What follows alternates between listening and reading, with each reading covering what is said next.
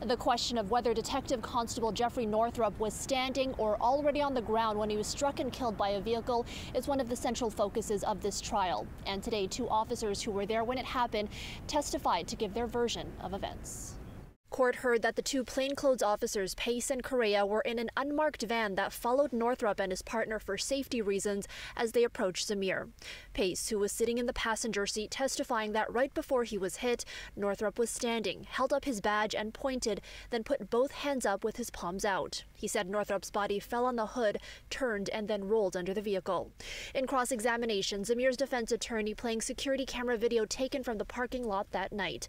Nader Hassan asking Pace whether he sees a man standing or falling on the hood of Zameer's vehicle. He answers, "With this camera, with frames as slow as they are, no, I don't see that."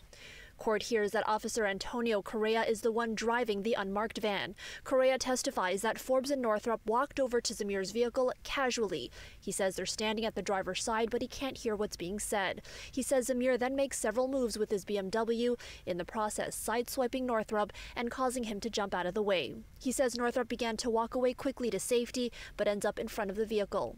At that point, Jeff braces for impact, faces the vehicle, both his hands are up in the air, the front of the bumper collapses his legs, he said.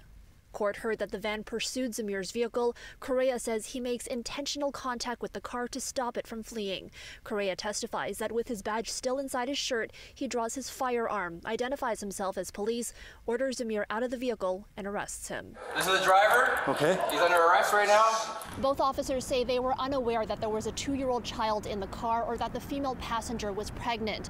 In his account, Officer Pace saying the female passenger, Zameer's wife, at one point told him, "We didn't know you were cops." Both Zameer and his wife are expected to take the stand. Zameer has pleaded not guilty to first-degree murder.